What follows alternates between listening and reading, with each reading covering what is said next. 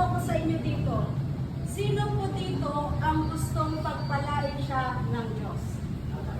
Amen! Sino po dito ang gustong makalaya sa kulungang ito? Ayan. Meron po akong nakikita dito, may mga tatay, may mga bata. Alam niyo po, mga kapatid, para pagpalain kayo ng Diyos tayo, para pagpalain tayo ng Diyos, mayroong sikreto. Alam niyo kung ano? Ito, babasahin ko po yung mga awit, chapter 128, verse 1. Pakinggan niyo po mabuti. Ito po ay salita ng Diyos. Hindi ko po ito salita, hindi ito salita ni Pastor. Ito po ay galing sa Panginoon. Sabi dito, mapalad ang bawat tao na kay Yahweh ay may takot. Sino po ang mapalad? Tao. Yung taong ano? May takot. Yung may takot sa Diyos. Sabi dito, ang maalab na naisip sumunod sa kanyang mga utos. Verse 3, verse 4, ang sino man kung si Yahweh buong pusong susundin, buhay niya ay uunlad at laging pagpapalain. Di ba gusto natin pagpalain tayo ng Diyos? Umunlad ang Gusto buhay. natin umunlad ang ating buhay. Gusto natin magkaroon ng kapayapaan at maging maayos yung direksyon ng takbo ng ating mga buhay. Ang kailangan natin gawin is sumunod sa Diyos. Alam niyo po kung bakit napapahamak ang tao? Alam niyo kung bakit? Bakit kaya? Kasi Gumagawa ng kasalanan. hindi sumusunod sa salita ng Diyos. Gumagawa ng kasalanan. Matigas ang ulo natin. Ilang beses sino po dito ang nakarinig na ng salita ng Diyos? O diba? Halos lahat tayo napapakinggan natin ang salita ng Diyos. Kaya lang ang problema, pinapakinggan lang natin, hindi ipinapamuhay. Tama? Amen. Pinapakinggan lang natin ang panawagan ng Diyos, pero hindi natin siniseryoso yung panawagan ng Diyos. Kaya ano ang nangyayari? Napapahamak tayo, nabibigo tayo, naliligaw tayo, at ang malungkot, pati pamilya natin nadadamay. Alam niyo po, hindi po ito ang kalooban ng Diyos sa bawat isa sa inyo. Hindi kalooban ng Diyos na mapahamak tayo o kaya makulong tayo. Hindi ito yung kalooban ng Diyos.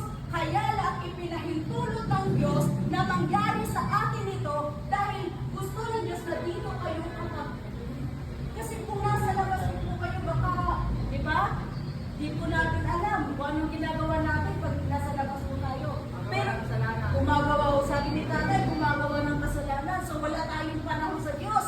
Nung nasa labas tayo ngayon, na nandito kayo, pinatagpo kayo ng Panginoon. Gusto ng Diyos na bigyan kayo ng lesson o aral na kailangan natin siya sa buhay natin. Alam niyo kung sino ang pinakakawawang tao na nabubuhay sa mundo ito? Hindi yung mga mahihirap, hindi yung mga walang pera, hindi yung mga nakakulong. Alam niyo kung sino? Yung mga taong walang Kristo sa kanilang buhay. Amen. May mga taong nakakulong pero kinatagpo ng Panginoon. Merong mga taong nakakulong pero may kapayapaan nung natagpuan ang Panginoon Yeso Kristo. Amen. At ito po ang palagi ninyong tatandaan. Walang buhay na masasayang ipapagamit sa Diyos. Amen. Di ba tayo? Amen. Sabi nga ni Pastor kanina, pag nakalaya kayo dito, huwag niyo lang pong pangarapin bumalik sa loob ng kulungan ito. Pangarapin niyo na maging maayos yung buhay ninyo kasama ang Diyos at ang inyong mga pamilya. Hindi pa po huli ang lahat. Mahal kayo ng Diyos. Hindi pa huli, hindi pa dito nagtatapos ang inyong buhay. Alam ko na mayroong magandang plano ang Diyos sa buhay ng bawat isa sa inyo. Ang kailangan niyo lang gawin is sumampalataya at sumunod sa Panginoon Yesu Cristo. Higit sa lahat, seryosohin niyo po ang Diyos kasi ang Diyos seryoso siya sa atin. Amen? Hindi po ba natin palakpakan ng Panginoon? Yan. Tsaka huwag po kayong mawawala ng pag-asa. Darating ang araw na makakalaya po kayo dito. Pag nasa Panginoon ka, palaging may pag-asa. Yan. So let us pray. Manalangin po tayo. Pwede po ba natin iyo po ang ating mga ulo? At ipikit po natin ang ating mga mata. Tayo ay manalangin. Panginoon namin Diyos na banal at makapangyarihan sa lahat, Lord, maraming salamat sa iyong dakilang pagmamahal para po sa bawat isa sa amin, Panginoon. Lord, ikaw po ay pumarito sa mundong ito 2,000 years ago para hanapin ang mga naligaw, Panginoon.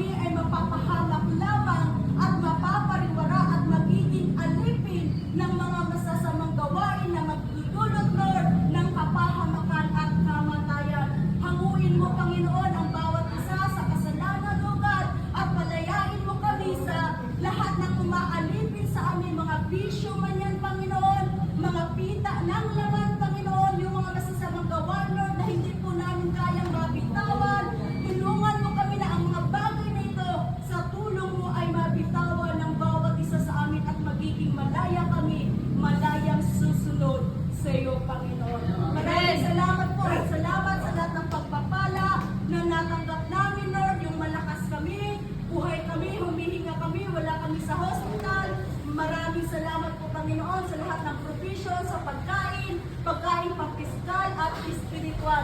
Maraming salamat po, Ama. Amen. At sa iyo po, Lord, ipinagkakatiwala ang buhay ng bawat isang naririto. At kung anuman ang kalooban mo sa buhay ng bawat isang naririto, mangyari po ang iyong kalooban, Panginoon. In Jesus' name we pray. Amen.